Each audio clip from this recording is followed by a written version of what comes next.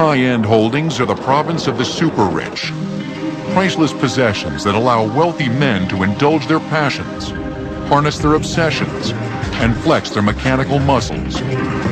Exclusivity, technological complexity, manly competition, and just plain fun have driven many kingly consumers to covet, create, and purchase these outrageous items. They come with million-dollar tech specs that aren't necessarily measured by cost, but by a state of mind.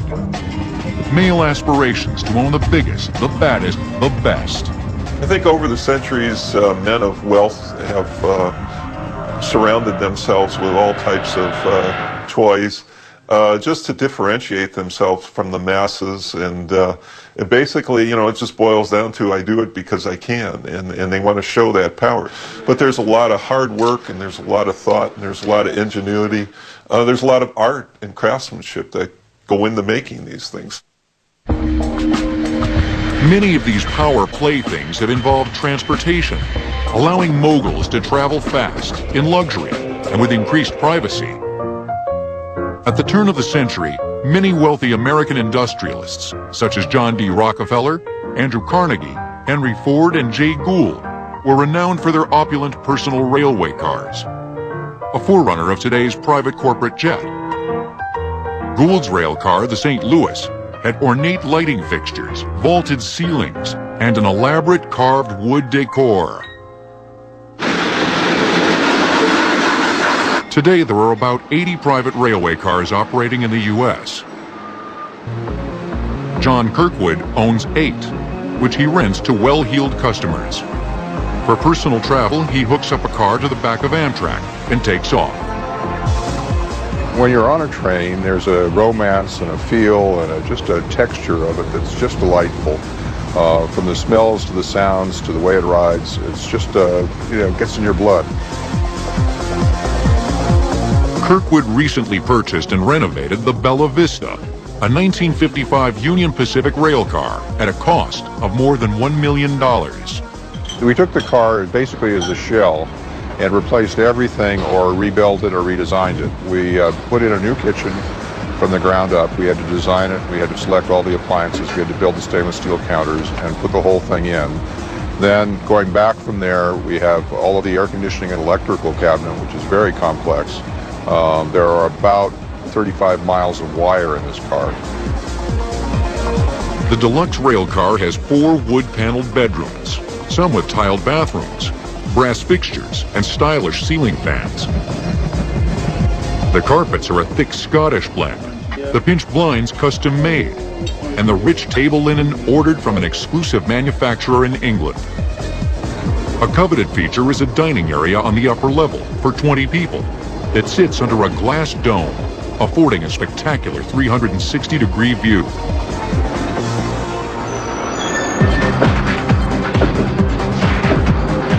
We'll be leaving Los Angeles this evening, going out to San Bernardino, and then we'll climb up over Cajon Pass. That'll be after dark. And they would not allow... Conversation is probably the biggest thing that people do on the train because they don't see each other the same way elsewhere. Railway cars may be relaxing and nostalgic, but if you're a man on the move with no time to spare, how about a private helicopter? In 1923, Spain's Juan de la Cierva invented the autogyro, which could fly short distances using an overhead rotor. But it could not float or land vertically. Then, in 1939, Russian immigrant Igor Sikorsky created a rotor with a turbine engine that allowed a helicopter to hover. For decades, helicopters were reserved for military operations, but in the late 1970s, the Sikorsky S-76 became one of the first choppers used by civilians. A favorite of the busy Fortune 500 executive, it could soar at 180 miles per hour and cost about $1 million. Today, there are about 2,000 helicopters in America licensed for private use, and about 5% are used for pleasure. One big bird of choice is the Eurocopter A-Star 350B2, a 47-foot long chopper that can carry up to 6 people, including the pilot.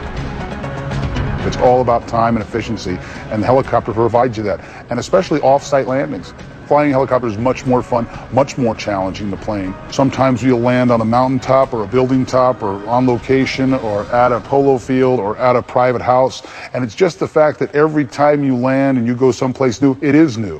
Where at airplanes, you land at one airport, it's like landing at any other airport. Peter McKernan leases helicopters and in his spare time loves to use his $1.8 million fly toy. It features a dual digital autopilot system, integrated avionics, and an all-glass cockpit for flying in varied weather. The helicopter also houses a small but powerful 800 horsepower jet turbine engine and comes with lightweight aluminum and graphite rotors and blades. All that translates into speed. I probably can get 155 miles an hour on this aircraft. An aircraft of 10 years ago, maybe 120. I have the greatest of navigational equipment. I have global positioning, satellite positioning on the dashboard. I have dual comms. And then on the other side, I have air conditioning and leather seats and Berber carpet. So it's a good mesh on both sides of my world. For those who prefer to play on terra firma, motorcycles have roared up roads for more than a century. One of the first was built by German inventor Gottlieb Daimler in 1885. But its engine, which had a surface carburetor with an open pool of gasoline heated by an adjacent flame, proved too dangerous. In 1895, a much safer internal combustion single-cylinder engine was perfected by a French company, Didon-Bouton. Fuel was ignited in an enclosed cylinder, and as it expanded, pushed on a piston, a design that hasn't changed much since that time. Today, motorcycles come in all shapes and sizes.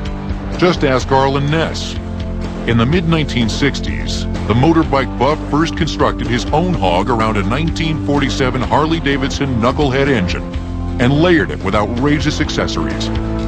I had customized it with putting a small tank on it and tall handlebars, a metal flake paint job, upsweep pipes. The bike, Ness's Untouchable, started the whole custom-made motorcycle craze in the U.S. Arlen Ness Enterprises now designs and manufactures more than 2,000 different motorcycle accessories and hand builds about 50 custom-made hogs per year. Much better. Each can take up to 6 months to construct and cost up to $100,000. When you're building a custom bike, it's like from scratch. You start with bare engine cases and a motor completely disassembled and a transmission. You're assembling and building and polishing and rubbing and welding on every little piece that goes on it. When I first started doing this, I just did it because I love tinkering and working with my hands. Yeah, so I center the spring so I could get pointed. Started making a few custom parts and they were getting accepted real well, and so we started making some more, and gosh, it turned into a real business beyond my wildest dreams. The Ness bikes are mobile art, flashy showcases for those who love riding on road heaven. Ness has his own mini museum above his shop, which houses some older bikes. And on street level displays such custom classics as the Corvaceous, the Flame Chopper, the Stretch, the Fire Engine, and the Ferrari. I built that about the same time the Testarossas come out with the side scoops, and of course painted a Ferrari red. Built rear wheel was about the size of the tire on the back of a Ferrari. That particular bike has a real powerful motor with 2 superchargers, 4 Weber carburetors. Ness spends most of his time running his multi-million-dollar business in San Leandro, California, designing accessories, building and testing his motorcycles, and leading bike runs. But Ness's motorbikes seem routine when compared to the lavish luxuries of the past. Next, ancient barges, complex clocks, Fabergé's special eggs. No object was too costly for history's kings. Before today's humble extravagances, They were the pleasure-packed possessions of ancient royalty. Many kings and emperors spared no expense in collecting extravagant, ego-boosting objects to highlight the technological and military power of their fiefdoms and the personal omnipotence of their rule.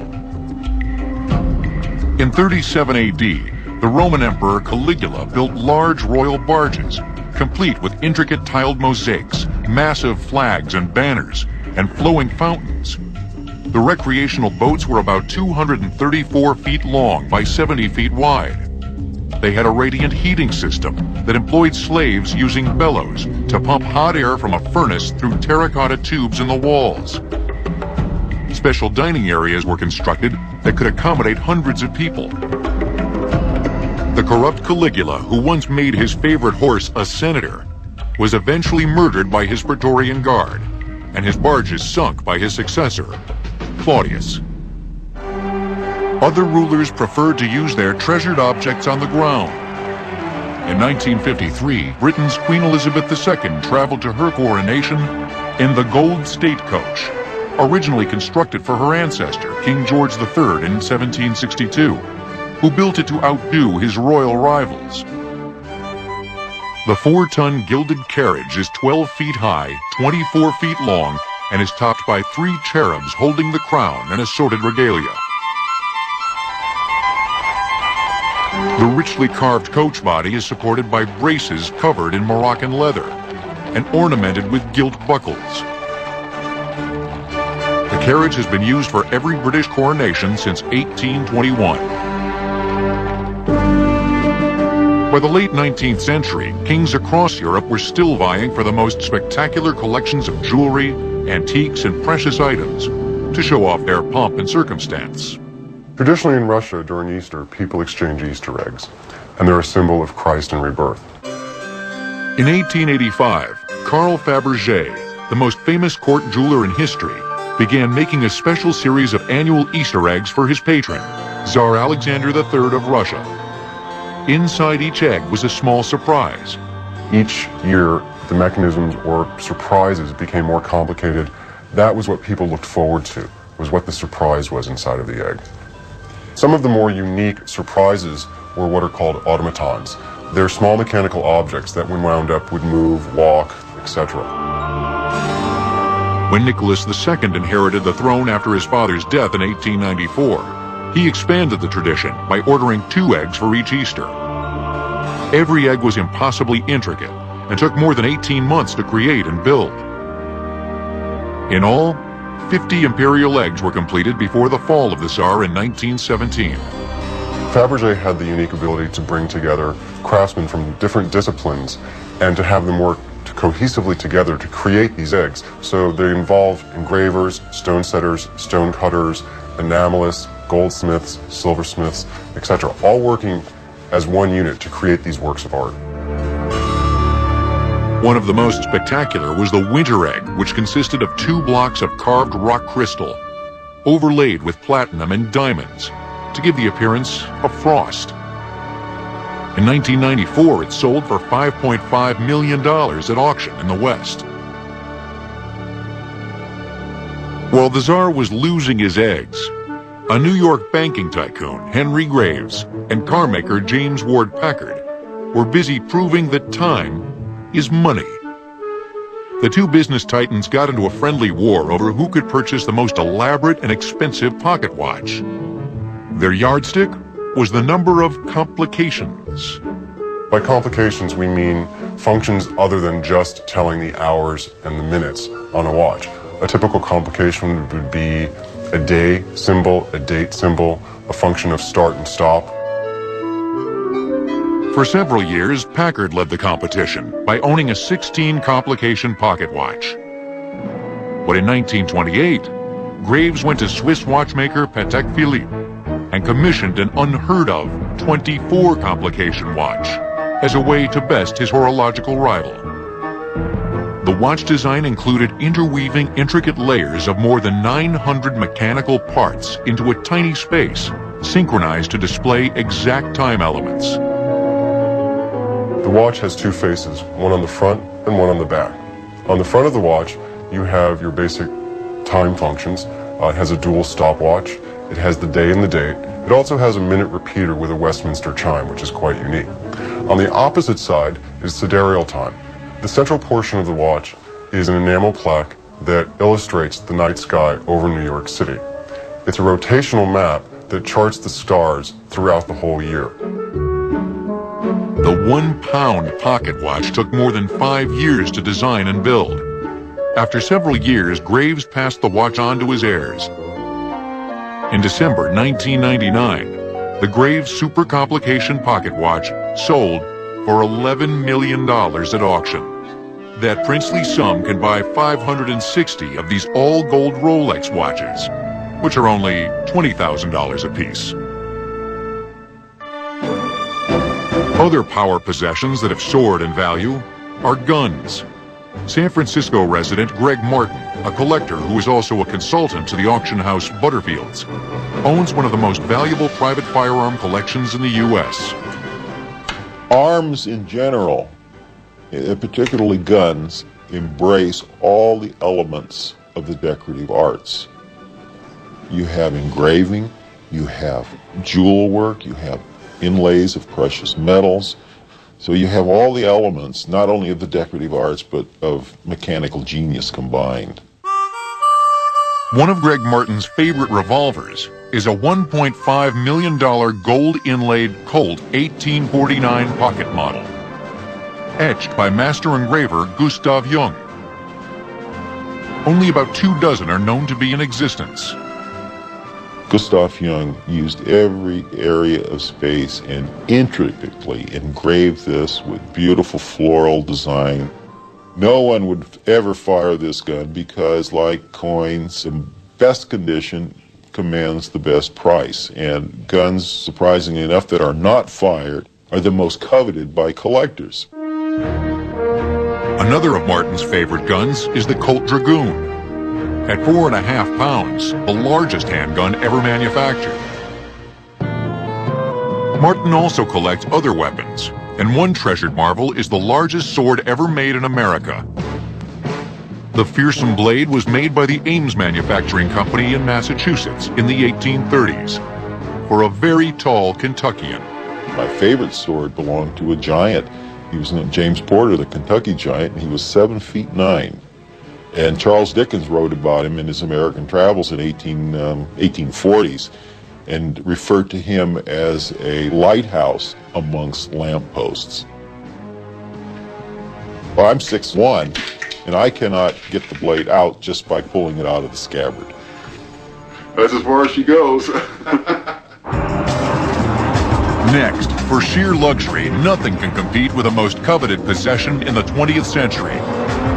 The automobile, the ultimate boy toy in a flourishing consumer society.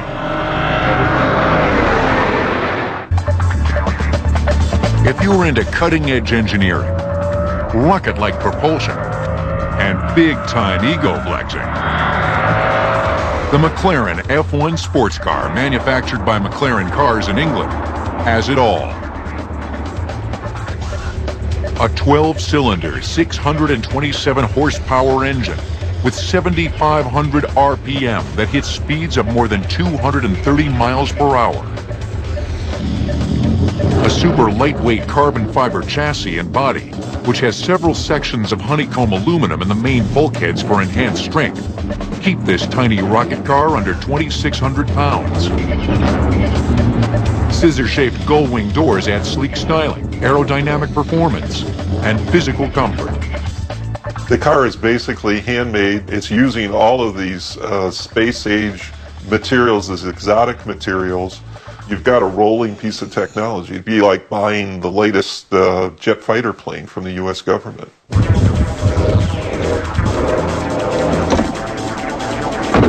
Power combined with lightness equals extreme G-force and warp speed. The McLaren F1 blasts from 0 to 60 miles per hour in 3.2 seconds, 100 miles per hour in 6.3 seconds, and 150 miles per hour in 12.8 seconds. The chassis comes with a wide opening at the bottom of the nose to channel air under the car at high speeds. The central driving position allows the driver increased control, by positioning him further forward, his legs slotted between the wheel arches. One can see the pavement just 5 feet in front of the car through the huge windshield. You're able to really brake and accelerate and handle the car in such a way that you can really control it within inches of where you want to be when you want to be there. The McLaren F1 carries no spare tire. Each of the 17-inch Goodyears mounted on lightweight magnesium wheels are unidirectional and have different sizes front to rear, so no two are interchangeable. With all this power, most vehicles will become airborne. As the McLaren accelerates, it just hugs the road even tighter. One of the experiences that I've had in the McLaren that's been tremendous is driving at over 205 miles an hour while it's wet out. The car handles incredibly. It sticks to the road like nothing I've ever seen in my life. And to approach those types of speed and know that the braking's there when you need it, that additional acceleration is there if you need it, and the ability to have the most stable vehicle I've ever been in my life under my control is incredible. It's an F-16 on wheels. At about $1 million, the McLaren F1 is only available to those willing to flex some financial muscle. A situation similar to the autos produced in the late 19th century. At that time, all cars were luxury items because of their low levels of production and high expense. In 1900, German engineer Carl Benz was producing only several hundred autos annually. It took American Henry Ford to create his famous Model T in 1909 to revolutionize car manufacturing. His assembly line techniques drastically lowered prices and brought cars to the masses. So what was a rich guy to do? Luckily, by the 1920s, a small group of manufacturers began catering to the wealthy, ushering in a golden age of coach-built luxury autos. Throughout the coach-built luxury era, you still had a situation totally unlike today, in which the most expensive, ornate, elaborate luxury cars had their components coming from two distinct places. The chassis maker, who built the mechanical part of these cars, and then the coach builder, who would, for very wealthy, privileged clients, produce an individual body creation that would be mounted on the chassis. Many of the coach builders were expert craftsmen who originally supplied exquisite carriages for horse-drawn vehicles in the 19th century. One of the most notable cars of this new golden era was the Duesenberg Model J, introduced in 1928. It came with an 8-cylinder engine of 265 horsepower, built and bolted into a crankcase of aluminum. It was a Leviathan with up to a 153-inch wheelbase that came with a jeweled array of instrument panel warning lights. The Duesenberg Model J would have been one of the most heightened, extraordinary driving experiences you could imagine. First of all, you were looking out over a hood line that was over 6 feet long. You felt the front of the car was probably across the county line from where you were sitting. The Duesenberg Model J was a favorite costume in the mechanical wardrobe of many celebrities. At a minimum of $12,650, about $400,000 in today's auto prices, the car was a privilege of only the super rich. Then, in 1930, Cadillac launched the V16, which came with a revolutionary chassis. Most cars at the time were either 4 or 6 cylinders.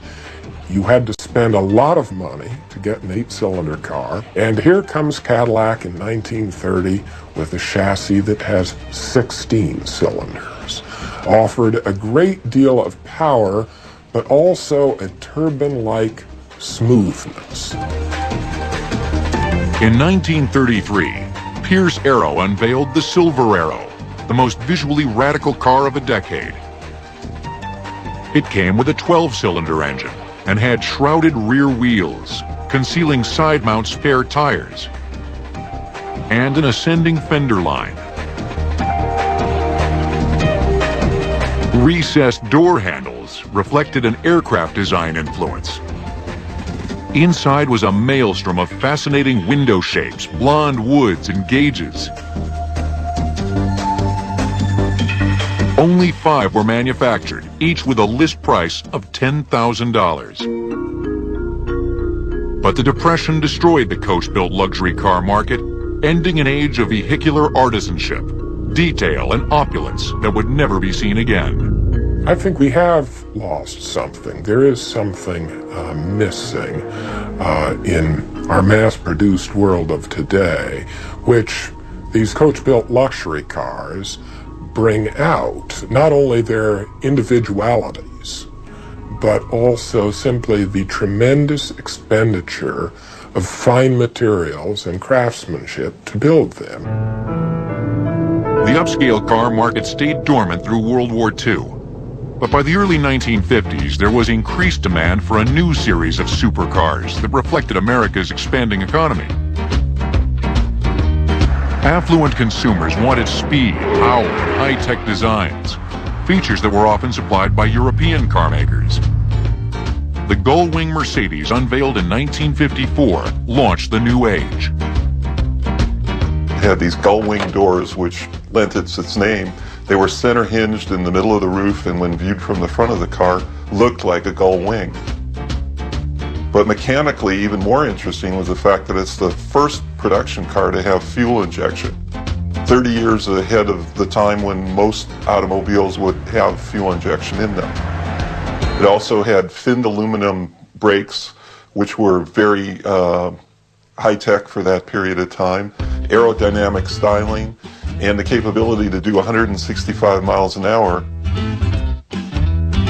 Only 1,400 units were produced, each selling for $7,500.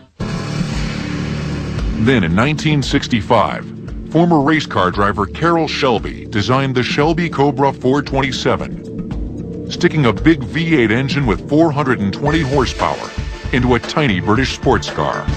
It was in this little aluminum lightweight body with big bulging fenders and this tiny little cockpit. You sat inside this missile with your head sticking above the windshield, your elbow sticking out over the door sill, and there you were for all the world to see it. About 350 of these ego massagers were produced, and they sell today for more than $500,000. Beginning in 1974, the Lamborghini Countach took car design to space-age levels. All for about $52,000. It was a car that was very low, probably a waist-high car, capable of 175 miles an hour, and a totally alien-looking shape. The Countach came on the scene and it was all angles and squares and triangles. And if you think back, this would be like a UFO dropping out of the sky and somebody handing you the keys to it and say, here, take it for a ride. But no car of the past can top the futuristic McLaren F1.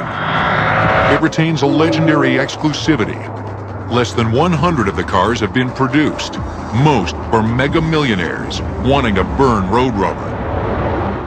Next, for those wealthy couch potatoes too lazy to hit the road, bringing the sights and sounds of the world into their own homes is an active hobby. Every man fashions himself king of his own den.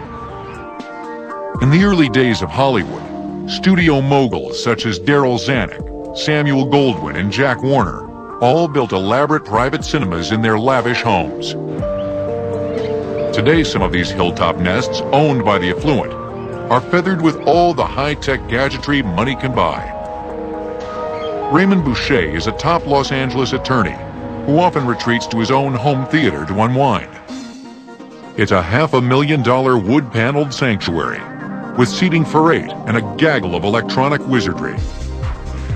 A home theater gives you the opportunity to participate in the movie, to be one of the characters in the movie itself, and brings the movie and the whole sensation alive.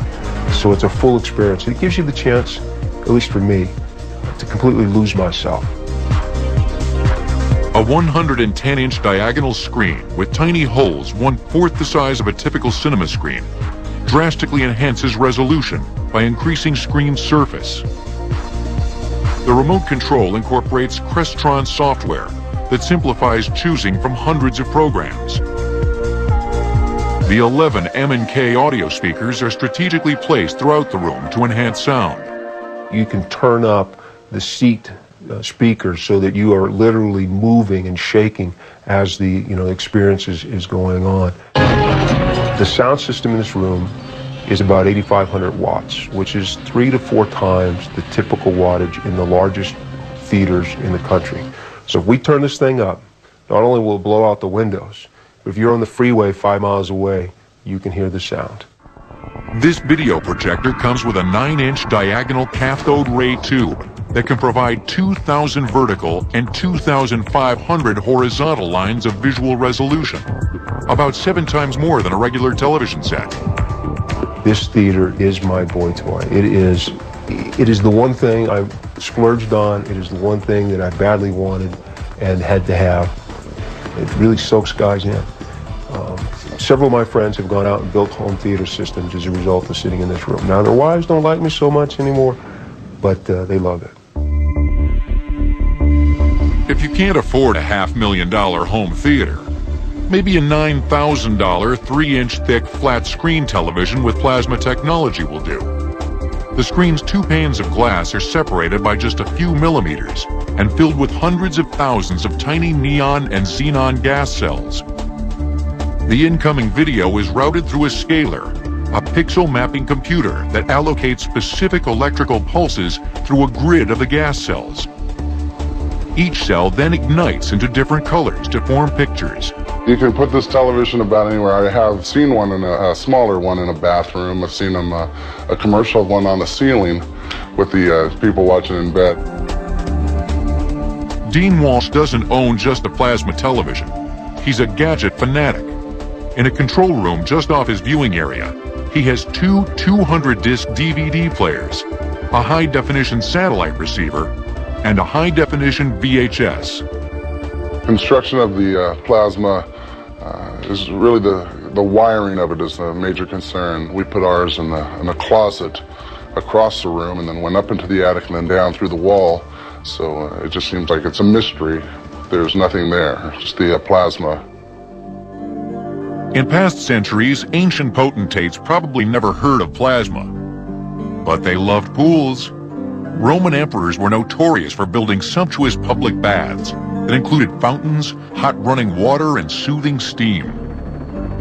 The luxurious legacy was perpetuated by media tycoon William Randolph Hearst in the 20th century, who loved extravagance, but preferred his pools private. Hearst Castle's Neptune pool is 104 feet long, 95 feet wide at the alcove, and holds 345,000 gallons of water. From 1924 to 1936, 3 swimming pools were built on the site, each successively larger. Today it comes with Greek statues, an oil-burning heating system, and Vermont marble. Nearby, Hearst constructed his Roman pool, a tiled indoor facility with intricate mosaics decorated with 8 statues of Roman gods, goddesses, and heroes. Today's home spas, while not as sumptuous, are undeniably luxurious with a focus on intimacy. Californian Jim Doyle's spa has waterfalls, a deep 1,100-gallon water hole, and fiber optic lighting. It cost him $68,000. There's approximately 10 jets inside there, and one of my favorite jets is the back jet, which does a figure 8, like this on your back or on your whole body. The spa waterfalls, jets, and water temperature can be controlled with either poolside buttons, by high-tech remote, or for those control freaks, even by telephone.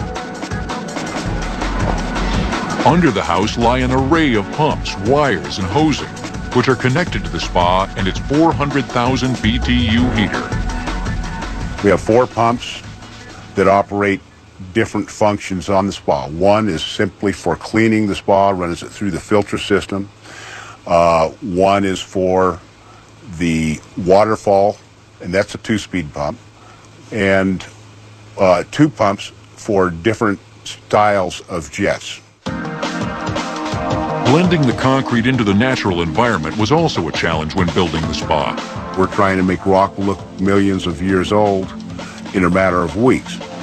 We pump the concrete in, of course it's wet, and you have a fairly short time period. I have a crew that comes in with trowels, and these guys are actually sculptors. They hand sculpt the different rocks and the little crevices and the characteristics of the rock formation. The materials are typical of any swimming pool. It's just the technique that is different. I use the spa all different times, but my very, very favorite time is at night. And if you see it with the fiber optic lighting shining onto the waterfalls, it'll change to about 6 or 7 different colors. It's totally magnificent. I don't think there's that many people that realize they can have a little piece of nature in their yard. I tell you, Brooklyn was never like that. But some of these high-tech home toys aren't made for relaxation. Next, for the restless male, costly contraptions such as gyms, backyard observatories, and rock climbing equipment keep them home, active, and out of trouble. For the manic male, the most coveted home toys are ones that stimulate, energize, and exercise. Home gyms have been pet projects of the Pumped Up for decades. The first one was built and marketed by Harold Zinkin, a California fitness entrepreneur in the early 1950s, and was called the Universal Machine. It came with 4 stations to work the shoulders, arms, back, and legs, and cost about $3,000. Today's home workout is moving to a higher level. One favorite is The Rock, a computer-controlled home mountain climbing system with interlocking panels that can simulate 30 different rock climbing routes. The structure stands about 10 feet high, is made of steel and aluminum, and is covered with sand and resin knobs that replicate rock footholds. Users can also create their own routes. On my PC in my office, I can make up a route. And we just design it and put it into the rock and climb it. It's like a Stairmaster on steroids. You do your hands, your feet, and your mind. A digitally controlled dual motor system drives the speed of the panels that are pushed vertically by fan belts. Adventurers can climb thousands of feet in their living rooms while 3 feet off the ground, all for about $14,500. But boy toys are not all about physical recreation.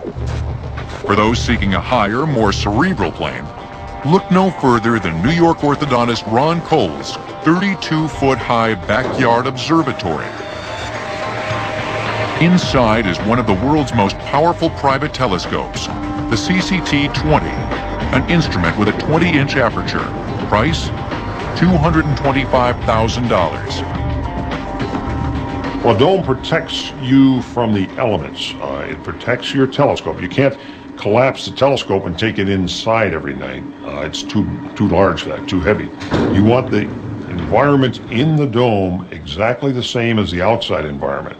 You want the same ambient temperature. Otherwise, when you open the dome, if it's a difference in temperature, you have air movement, which makes your image jump around. The telescope is 4,400 times more powerful at gathering light than the human eye. It is more than 10 feet high, has a 40 by 60 inch base which is fortified in 35 tons of concrete. Cole's telescope is completely controlled by a computer in a separate room. As far as finding objects in the sky, we used to have to go out with a telescope and manually move the telescope around and hop around the sky finding different objects. And you had to know where to look for the objects. Now, all you have to know is what you want to see. We go on a virtual sky on a computer screen. We move the mouse and click on any object we want to see. The telescope immediately moves to that object. Once you're on that object, it will track and follow that object all night long. It has servo motors that counteract the rotation of the Earth so that your object stays in the field of view all night long. The telescope comes with a concave primary mirror which reflects and focuses light onto a secondary mirror. that then bounces light towards a peephole. But today's astronomers rarely look through the eyepiece on a telescope when viewing a distant galaxy.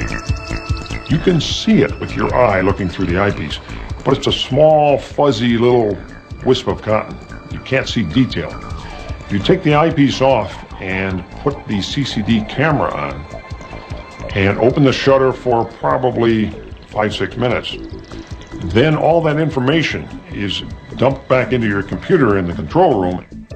You can see so much more because your eye can only see the photons of light that are falling on the retina at that instant.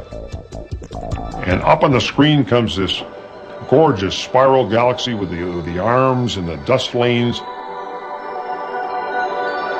The chip in the digital camera's vacuum chamber is kept at about 70 below zero Fahrenheit to increase sensitivity. The cost of the camera alone is about $17,000. You can do in 5 minutes now what it used to take the large telescopes on Earth hours to do because of the sensitivity of the CCD chip versus silver halide film. Besides recording thousands of pictures of spiral galaxies, globular clusters, and nebulae, Dr. Cole has also received credit for independently discovering a new supernova. When I look out at these galaxies, and I see they're very majestic and they're incredible. But yet, what amazes me much more than that is the human mind. A galaxy is just the raw materials. We have evolved so that we are aware of all of this. I think that's pretty magnificent. For hundreds of years, these million-dollar tech toys have provided recreational pleasure, expanded the mind, and provoked our consciousness. They have stimulated, entertained, and been ridiculed by a public both admiring and envious. To their adult owners, these power playthings are a fulfillment of childhood dreams, fantasies that have pushed the real boundaries of mechanics, science, and technology, and transformed lots of hard work into endless play.